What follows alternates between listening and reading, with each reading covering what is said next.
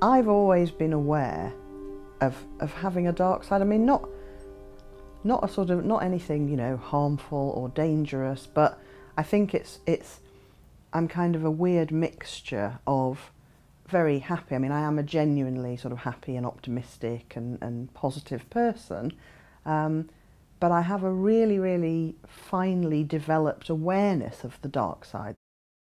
I don't think I've ever written a protagonist who always behaves well. You know, a nice, good person whose challenges come from the outside world, but who always, you know, behaves admirably and in a sort of normal way.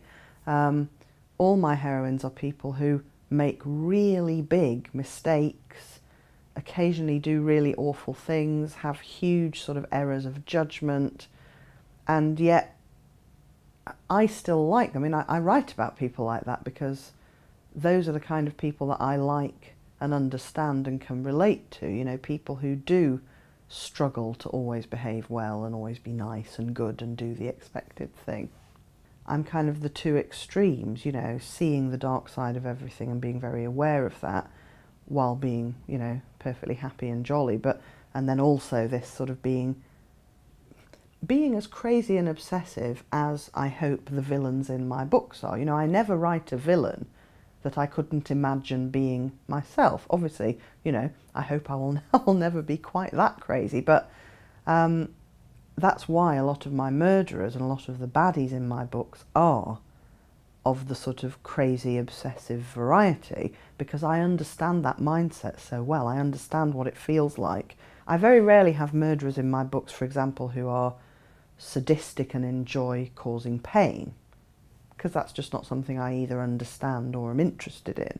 I think it's almost always the murder has been committed because somebody's desperate obsession has got out of control. And I know how to write those stories because I am just such an obsessive person.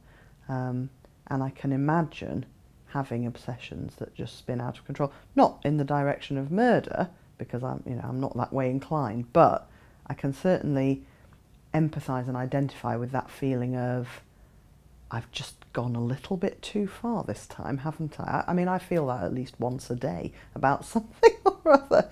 I am able to get to sort of process all my difficult feelings and thoughts through writing.